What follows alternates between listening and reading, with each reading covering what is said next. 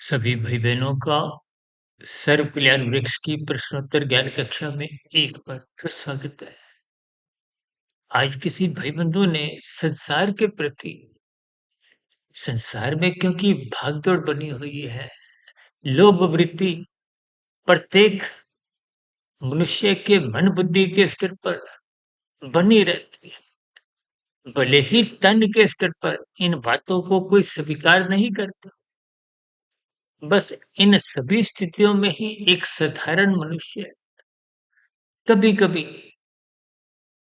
एक विशेष स्थितियों में अपने आप को एक छलावा की स्थिति में समझता है। देखिए, संसार अपने आप में ही एक छलावा है, माया है। माया की प्रकृति को आप और हम समझते नहीं, या यूं को कि संसार के गणित को जब तक आप ज्ञान पूर्वक तर्क पूर्वक समझते नहीं, तो संसार में कूदने पर संभवतः दुख ही हाथ लगते हैं। भले ही कहीं कहीं क्षणिक या अल्पकालिक राजसी स्थितियों में आपको में सुखों की एक भ्रांति लगती है, और उन्हीं सुखों की प्राप्ति के लिए ही मनुष्य दिन रात भाग दौड़ करता है। उसी भागदौड़ में ही मनुष्य कानून का उल्लंघन कर जाता है। अक्सर कानून का उल्लंघन करते हुए मनुष्य यदि बच जाता है, और अक्सर देखिए आज कलयुग की कुछ स्थितियां हैं, डिजिटल अपराध दिन प्रतिदिन बढ़ते जा रहे हैं।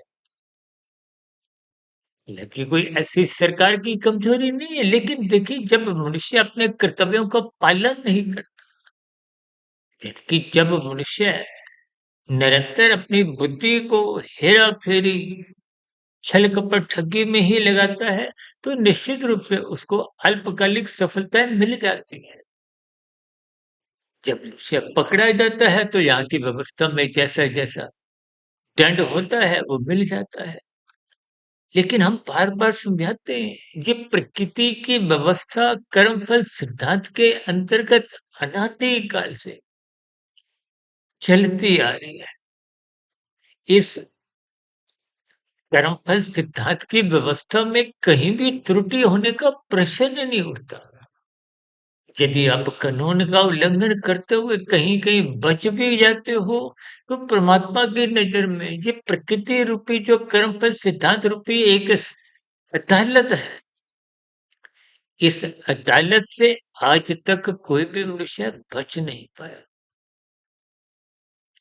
ये जो मनुष्य से नीचे की 80 लाख प्रकार की दंडमयी निकृष्ट जोनियां है, ये सभी नीचे की जोनियां इस बात की गवाही देती है कि मनुष्य अपने मिले हुए जीवन में संसार को पाने के लिए, संसार को भोगने के लिए अनीतिगत कार्य करता हुआ इसका संग्रह करता है। बस संग्रह वृत्ति में ही मनुष्य कब कितना कानून का उल्लंघन कर जाता है, शास्त्र विरुद्ध पाप कर्म कर जाता है, मनुष्य को सत्संग के अभाव में इसका बोध नहीं होता। बोध कब होता है? जब मृत्यु की लगभग अंतिम स्थितियां होती है कि कभी कभी आप महसूस करोगे कि एक डेढ़ मिनट में ही पूरे जीवन की एक चलचित्र की भांति दृश्य कहो, यादें कहो, वो आपके मन बुद्धि के पटल पर भागती है। जैसे आप परीक्षा में बैठे हो, अंतिम 2 3 4 मिनट में आप अपने उत्तरों में कोई सुधार ला नहीं सकते। ठीक इसी तरह मृत्यु के अंतिम क्षणों में कि हमारे जीवन में गर्भाशय की स्थितियों में कोई बदलाव नहीं ला पाते, और साधना तो फिर आरंभ ही नहीं होती। देखिए, जब तक सात्विक स्थिति मजबूत नहीं होती, और सात्विक स्थिति मजबूत होती है जब आप परोपकार के कार्य करना आरंभ करते हो, और परोपकार के कार्य होना तभी आरंभ होता है जब मनुष्य सर्वप्रथम विहित कर्म करता है, कानून का उल्लंघन कभी नहीं करता और शास्त्र विरुद्ध अपकर्म नहीं करता। ये सभी स्थितियों का ज्ञान विज्ञान आपको समझना चाहिए। यानी कि प्रकृति के 3 गुणों का जो गणित है, तमोगुण, रजोगुण, सतोगुण की स्थितियाँ, इनको तर्कपूर्वक, ज्ञानपूर्वक समझिए। ये तमोगुण, रजोगुण शास्त्र बार-बार कहते हैं, ये बंधनदायक है, बांधते हैं और बंधन में देखिए दुखदायी स्थितियाँ होती हैं। जबकि शास्त्र बार-बार कहते हैं, गुरु बार-बार कहते हैं कि ब्रह्म मुहूर्त में उठो, वो सत्वगुण की शुद्धतम स्थिति है, क्योंकि सत्वगुण का संग करना ही सत्संग है। इसलिए शास्त्र इशारा करते हैं, सलाह देते हैं, सूत्र देते हैं कि सत्वगुण की प्रशंसा करो। आज इस संसार में एक साधारण मनुष्य रजोगुण की ही प्रशंसा करता रहता है और रजोगुण को पाने के लिए ही जीवन में भागदौड़ करता है। और इसी भागदौड़ में जब बुद्धि का जो एक विशेष स्थिति है उसमें यदि विवेक शक्ति नहीं जगती, तो फिर बुद्धि और मन दोनों ही संसार को पाने में, भोगने में लगे रहते हैं।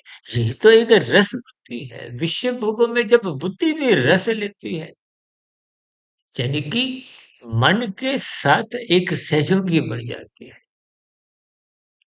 और मन तो इतना हठीला है कि विषय भोगों की आसक्ति में लिप्त रहता वो बुद्धि को भी अपने अधीन कर लेता है। कि शास्त्रों में तो बुद्धि को मन का एक बॉस कहा। स्वयं गीता में भगवान श्री कृष्ण जी ने अर्जुन के रथ के 5 घोड़ों की स्थितियों को, लगाम को अपने हाथ में रखते हुए ये एक ज्ञान उपदेश दिया। लेकिन मनुष्य इन संदेशों को, इन उपदेशों को बस शाब्दिक स्तर पर बोलता है, सुनता है, उनको अपने व्यवहार में, अपनी क्रियाओं में, अपनी दिनचर्या में लागू नहीं करता, जिसके फलस्वरूप कि जीवन में ये लोभ वृत्ति और संग्रह वृत्ति ही राज करती है। देखिए, लोभ वृत्ति में तो राजसी स्थितियां बिगड़ती हैं, लेकिन संग्रह वृत्ति में तो मनुष्य की तामसी स्थितियां बिगड़ते हुए उसका कर्मशय बिगाड़ती है, संस्कार बिगाड़ती है। ये बिगड़ा हुआ कर्माशय और संस्कार ही स्थूल शरीर के मरने के उपरांत नीचे की योनियों में, अधोगति की स्थितियों में जाने को बाध्य कर देते हैं। देखिए, नीचे की तो ऐसी योनियां कितनी ही हैं जिनके आप और हम नाम सुनना भी पसंद नहीं करते। उन योनियों में आज जितने भी जीव हैं, उन जीवों की भी स्थिति कभी ना कभी कि हमारे समान मनुष्य योनि में उन्होंने भी सत्संग करने से एक विशेष दूरी बनाई, जिसके फलस्वरूप देखिए, जब जब आप सत्वगुण से दूरी बनाते हो, रजोगुण से नजदीकियां बनाते हो, तो निश्चित रूप से धर्म कमजोर पड़ने लगता है। अर्थ और काम का बोलबाला बना रहता है।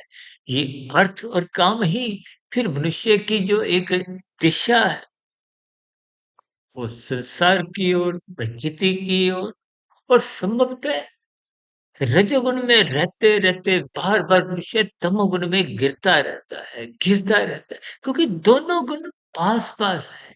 इसलिए शास्त्रों ने बार-बार इस बात को विशेष स्तर पर उठाया है कि रजोगुण, तमोगुण ये पड़ोसी हैं, पास-पास हैं।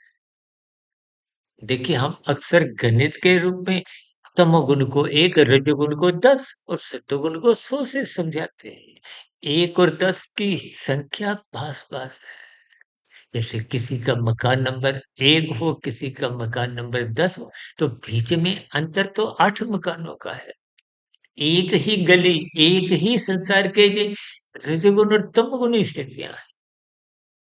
इन स्थितियों के अर्थ, भावार्थ अब जितना गहरे तल पर समझोगे, क्योंकि स्थूल शरीर एक निश्चित आयु लेके आया है। आयु के समाप्त होते ही कारण शरीर की जैसी-जैसी स्थितियाँ, कर्मों का लेखा-जोखा, संस्कारों की स्थितियाँ होती हैं, उसके आधार पे ही अगली योनि में जाने को प्रकृति विवश कर देती है, भत्ते कर देती है। अब भाई-बहनों को हो सकता है ध्यान हो, तकरीबन 5 वर्ष पहले हमने एक वीडियो मनुष्य के मरने के बाद का अगला जन्म, जो लगभग पौने 3 घंटे की वीडियो थी, हमने विस्तार पूर्वक विभिन्न उदाहरणों द्वारा प्रकृति के 3 गुणों का, यानी कि तमोगुण, रजोगुण, सत्वगुण का, आपके बारे 3 शरीर, स्थूल शरीर, सूक्ष्म शरीर, कार्य शरीर का सजातीय संबंध पर प्रकाश डाला था। संसार के विभिन्न उदाहरणों द्वारा उन स्थितियों को एक विशेष स्तर पर उनका विश्लेषण किया था। इन सभी स्थितियों को आप भी ज्ञानपूर्वक समझें, यानी कि संसार के गणित को समझें, क्योंकि संसार में राजसी स्थितियों का ही बोलबाला है। और राजसी स्थितियों में जब-जब धर्म की स्थिति कमजोर होगी, तो मनुष्य लोभ और संग्रह वृत्ति में नाचता हुआ अपने व्यक्तिगत या पारिवारिक स्तर पर ही विशेष स्तर पर स्थितियां बनाता है, जिसके फलस्वरूप धर्म कमजोर होता है, अपने कर्तव्यों का पालन हो नहीं पाता, जिसके फलस्वरूप अक्सर कर्माशय संस्कारों की स्थितियां बिगड़ जाती हैं। इन सभी स्थितियों को तर्कपूर्वक, ज्ञानपूर्वक विचिंतन करें, ब्रह्म मुहूर्त में उठें, शास्त्रों का स्वाध्याय करें, गुरु के प्रवचनों को यथापूर्वक सुने, ताकि दिन में राजसी स्थितियां बिगड़ने न पाए। इन्हीं शुभकामनाओं के साथ चर्चा विशेष को यहीं विश्राम देते हैं। कल सुबह ब्रह्म मुहूर्त ज्ञान उपदेश कक्षा में फिर मुलाकात करेंगे। तब तक आप अपने आध्यात्मिक पथ सुधीर भाटिया फकीर को इजाजत दें। फिर भी वीडियो संबंधित उनमें कोई नया प्रश्न हो, कोई सुझाव हो, कोई आपत्ति शिकायत की स्थिति हो, तो नीचे दिए गए कमेंट्स बॉक्स पर इन सभी स्थितियों का स्वागत है।